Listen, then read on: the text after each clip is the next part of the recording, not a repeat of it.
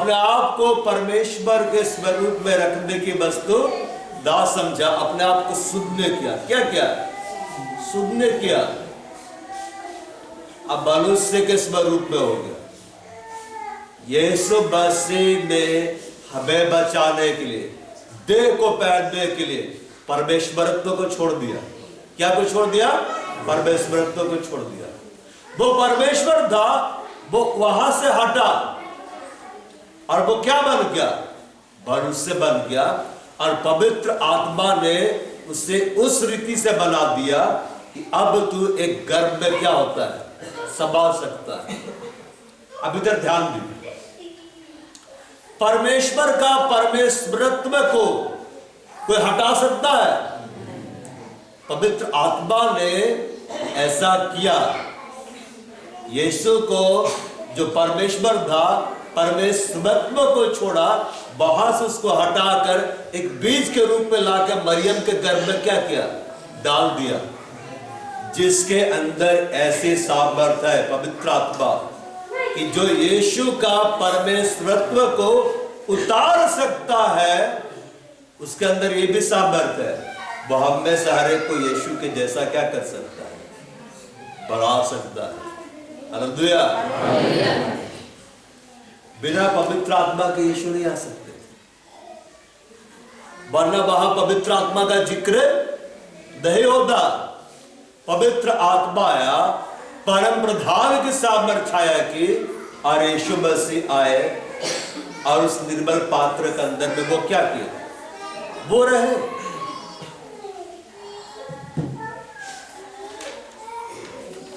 Hallelujah. बच्चे समझ पा रहे कि नहीं?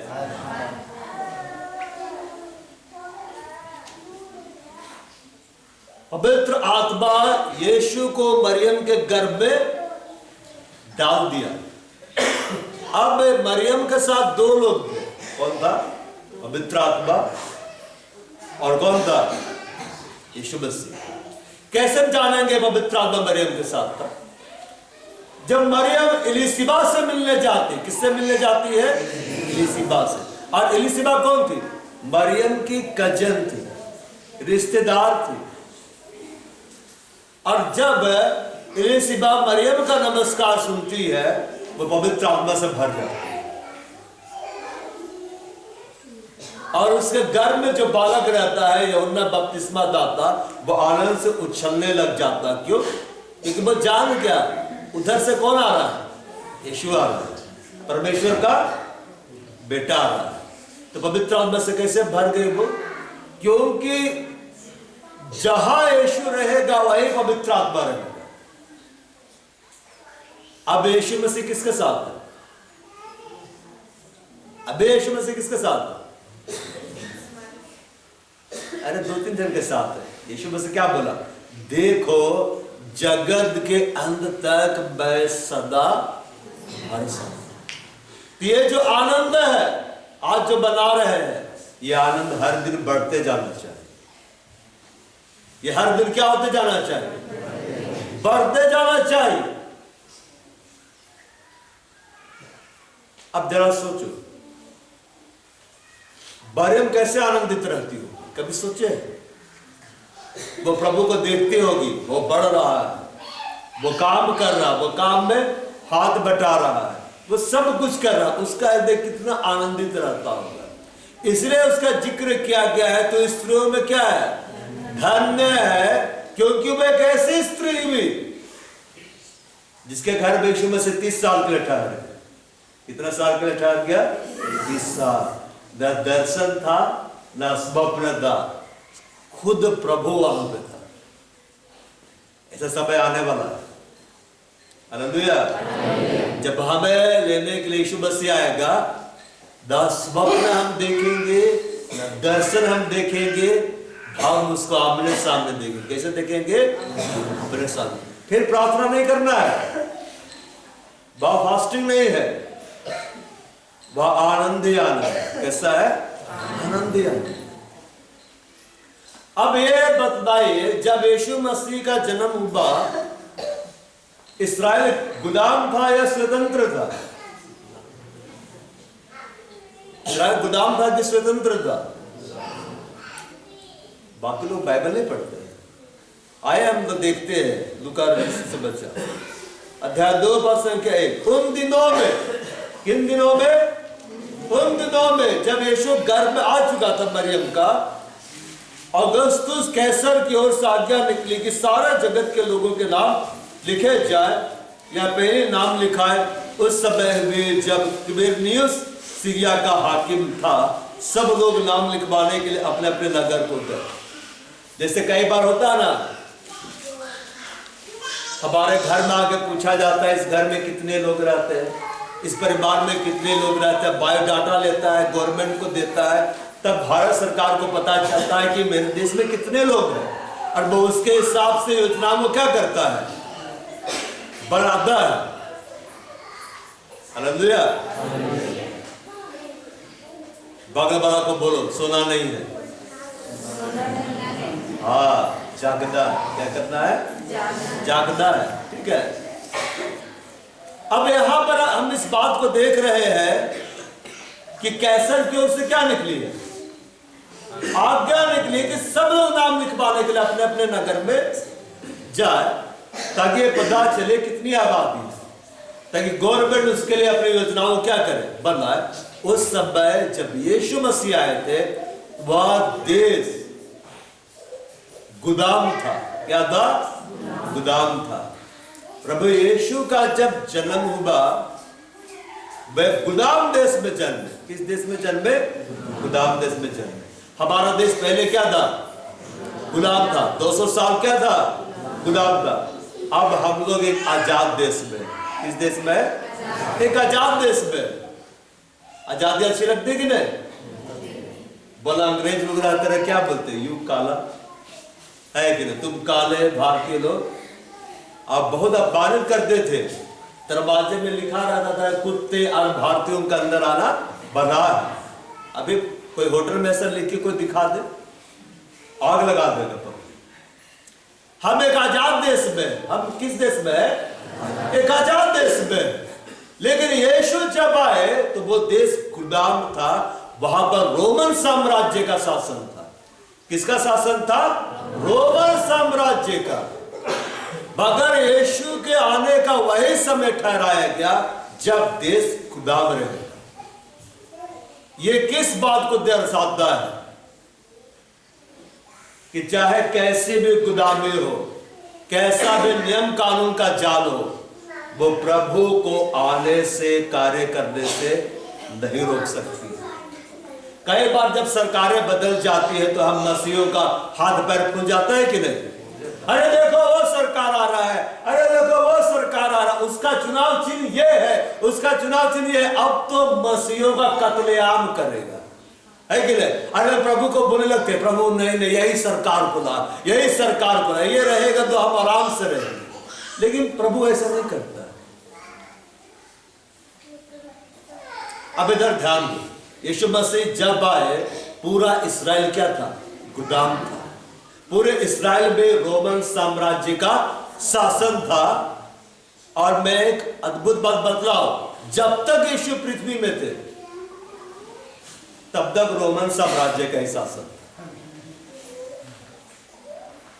लोग यीशु मसीह को सोच रहे थे वो आएगा और देश को आजाद कर देगा, मगर यीशु मसीह उस आजादी के लिए नहीं आए थे।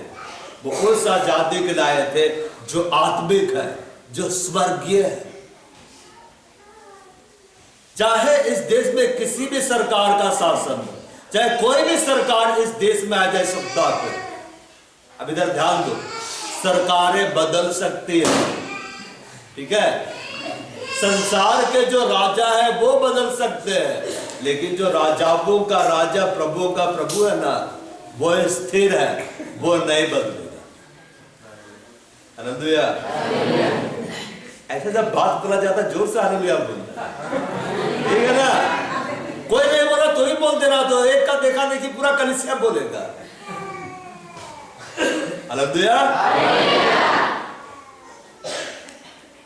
सरकारें कौन सी आ रही है, कौन जा रही है, इस बात से आपको नहीं घबराना है। चुनाव आता है, बस मसीह लोग प्रार्थना बदल जाता है, बोलते नहीं वही सरकार को।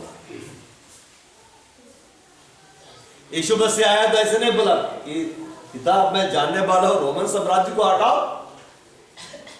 या जैसे आए तो कहीं कहीं लिखा हुआ है यीशु मसीह को लोग पकड़ना चाहते थे और यीशु मसीह भागा वहां से। क्यों? क्योंकि यीशु मसीह जान रहे थे राजा बनाने के लिए पकड़ रहे हैं कि इसको हम राजा बनाएंगे और रोमन साम्राज्य से लड़ेगा और हमारे देश को क्या करेगा, आजाद कर देगा। पर यीशु का उससे कुछ लेना देना ही नहीं था। अब इधर ध्यान दीजिए, रोमन साम्राज्य का शासन है, फिर भी यीशु मसीह खुल के कार्य कर रहे कि नहीं? अब इधर देखिए, अभी क्रिसमस आया है, लोग घर के बाहर लाइटिंग लगा रहे हैं कि नहीं? और वो लाइटिंग कब चमकता है? दोपहर का तेज रोशनी में, एकदम अंधकार में ना। अगर एकदम गहरा अंधकार है, यहां पे हम एक तारा लगाएंगे, इसमें बल्ब लगाएंगे और जलाएंगे, दूर से दिखेगा कि नहीं? मगर भरी दोपहरी में दिखेगा। मतलब आप समझे, जब सरकारें बदल रही है और मसीह विरोधी सरकार भी आ रही है ना, ये मत सोचो प्रभु का काम अब धीमा होगा। अब प्रभु का काम बढ़ेगा। अब प्रभु का काम क्या होगा? बढ़ेगा। यीशु मसीह क्या बोला? तुम जगत की ज्योति हो। एक मसीही उस समय ज्यादा चमकता है जब अंधकार छा जाता है। आप टॉर्च कब जलाते हैं? दोपहर में कोई टॉर्च जला के जाता है? नहीं। कब जलाते हैं? रात में। और वो चमकता है। दूर से टॉर्च चमकाइए, दूसरा गांव वाला देख लेगा। अभी चमकाओ, कोई नहीं देखेगा। यीशु मसीह जब आए उस समय रोमन साम्राज्य का शासन था और यीशु मसीह का ने इस बात को दर्शाया, चाहे किसी की भी सरकार हो, मुझे आने से नहीं रोक सकती। इस देश में किसी भी दल का सरकार बन जाए, वो यीशु को काम करने से नहीं रोक सकता है। अभी चुनाव होने वाले हैं ना? अरे इतना उदास है। अभी चुनाव होने वाले हैं कि नहीं? आनंदित और मग्न रहो, जो सरकार आएगी उसको यीशु ही लेकर आएगा और उसको कंट्रोल यीशु ही करेगा। कौन करेगा? यीशु ही करेगा। हेरोदस मारना चाहता था यीशु को, मारना चाहता था कि नहीं? सरदूत आया कि नहीं? गुलाम देश के अंदर सरदूत आया कि नहीं? सरकारों से यीशु को फर्क नहीं पड़ता है, मगर जब यीशु कार्य करता है ना, सरकारों में फर्क पड़ता है। हालेलुया। और यीशु मसीह कहाँ रहते हैं? बोलो, मेरे अंदर। हाँ, चरनी में नहीं। मैं जब आ रहा था, मैं बोल रहा था, यहां तो असली चरनी है। देखो गौशाला। यीशु मसीह कहाँ है? आपके अंदर है। वो मरियम के यहाँ आया। किसके यहाँ आया? मरियम के यहाँ आया। मरियम एक स्त्री थी, वे एक निर्बल पात्र थी। प्रभु ने दिखलाया, तुम चाहे कैसे भी निर्बल क्यों ना हो, बस तुझे इस्तेमाल करना मुझे आता है। बोया कि नहीं? बोया। एक कुमारी गर्भवती नहीं हो सकती थी। यीशु मसीह का आना इस बात को दिखलाया कि यीशु मसीह साइंस के नियम में बंधे हुए नहीं है। कई बार डॉक्टरों बोल देता ना, अब कुछ नहीं हो सकता है। प्रभु ऐसा कभी नहीं बोलता है कि मेरे सब कुछ नहीं होता है। जहां तुम्हारी सोच खत्म होती है, वहां यीशु मसीह सोचना क्या करता है? शुरू कर देता है। जानते हैं, जब लाजरुस मरा, यीशु मसीह 4 दिन के बाद जिलाने गया। क्यों 4 दिन के बाद जिलाने गया? तीसरे दिन क्यों नहीं गया? क्योंकि यहूदी लोगों में मान्यता थी। बोलो, मान्यता। मतलब उनकी सोच थी कि जब कोई व्यक्ति मरता है ना, तो उसका आत्मा 4 दिन तक घूमते रहता है भाई आसपास। इसे जब यीशु मसीह बोला कि चलो कब्र के पास, है कि नहीं? क्या बोलता है प्रभु? उसको तो मरे हुए 4 दिन हो गया, अब तो उसका आत्मा चला गया, अब कहां जाएगा? तो प्रभु ने इस बात को दिखलाया, जहां तेरा सोच खत्म होता है। बोलो, जहां मेरा सोच खत्म होता है। बोलो, वहां मेरा यीशु सोचना शुरू करता है। मतलब आप समझे, जहां आपका खत्म हो रहा वहां वो शुरू कर रहा, कभी पकड़ पाएंगे उसका सोच? पकड़े नहीं पाएंगे। मतलब आप जो सोचे समझे उससे आगे ही है। तो यीशु मसीह किस देश में आया? बोले गुलाम देश। गुलाम देश, एक गुलाम देश। और उसका आना इस बात को दर्शाया कि चाहे कोई भी सरकार हो, चाहे देश गुलाम ही क्यों ना हो, मेरे को काम करने से नहीं रोक सकता। इसलिए चाहे कोई भी सरकार हो इस देश में, चाहे इस राज्य में, आपको डरने की जरूरत नहीं है, घबराने की जरूरत नहीं। जो संसार से बड़ा है किसके पास है? आपके पास है। बाइबल में लिखा हुआ है कि जो मेरे अंदर है वो उससे बड़ा है जो संसार में। कभी आप बाइबल में ऐसा पढ़े मरियम के घर में कोई दुष्ट आत्मा है? कभी आप ऐसा पढ़े मरियम के घर में शैतान घुसा? क्या लगता है दुष्ट आत्माएं वहां पे नहीं थी? मरियम के घर में क्यों नहीं जाती थी? हजार बार सोचते होगी वहां तो परमेश्वर खुद है,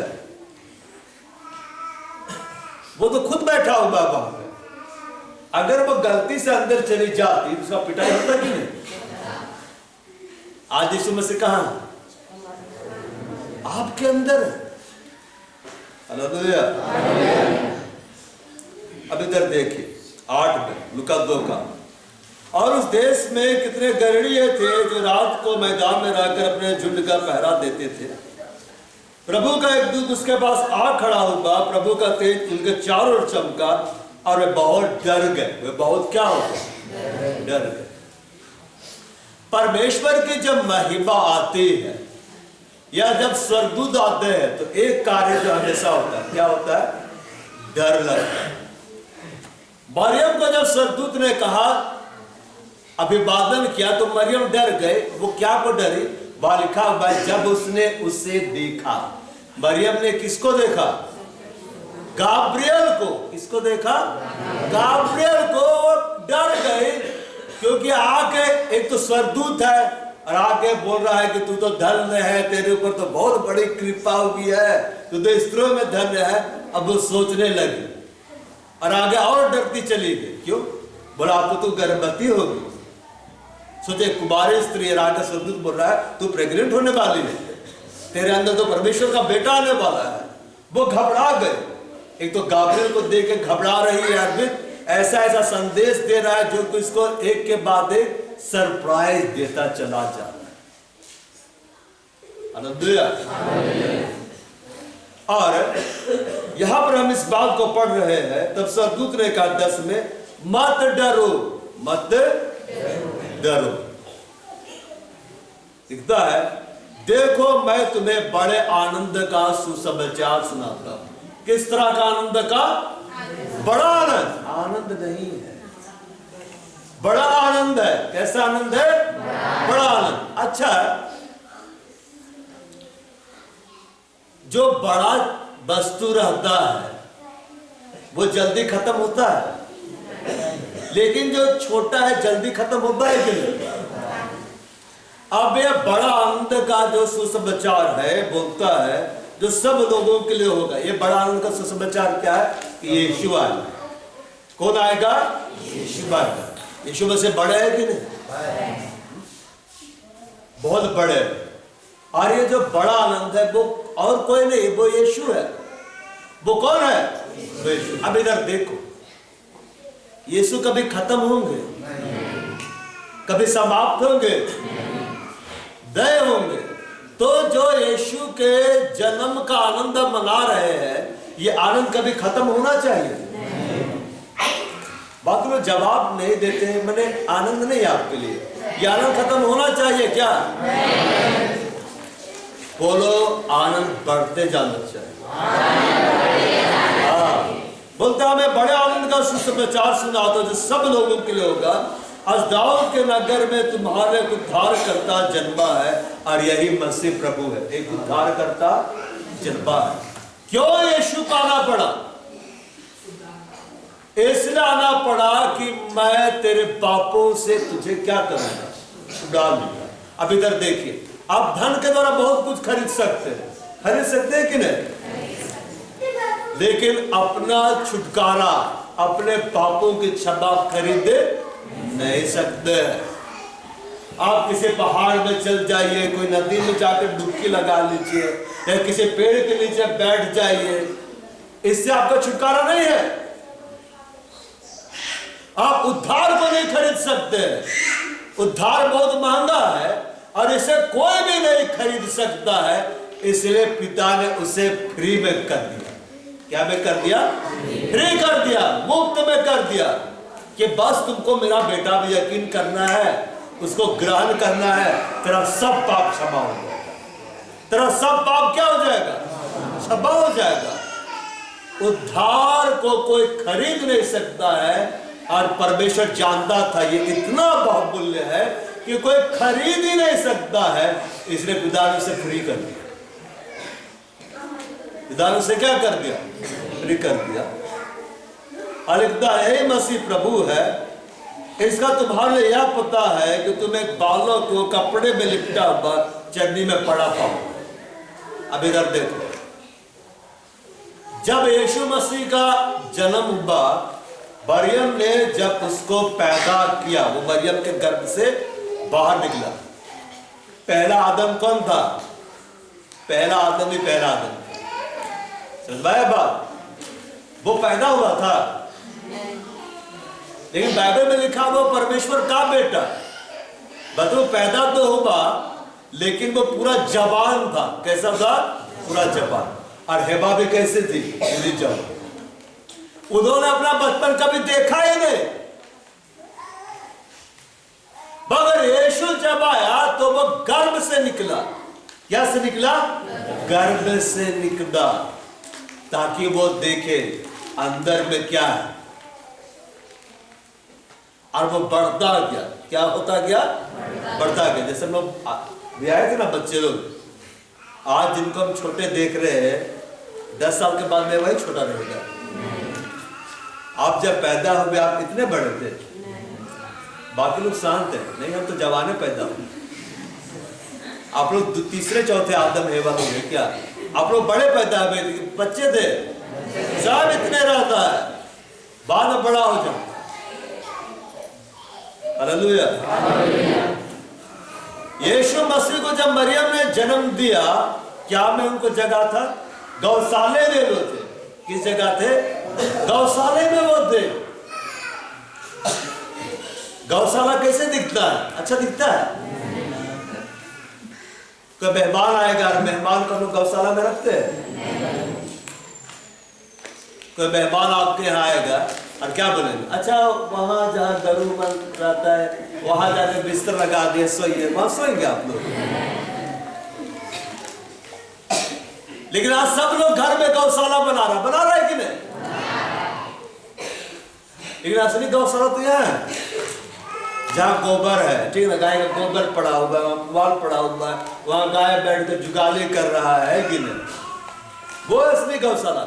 उस जगह में यीशु मसीह का जन्म हुआ और मरियम ने उसे कपड़े में लपेट कर चटनी में रख दिया। क्या में रख दिया?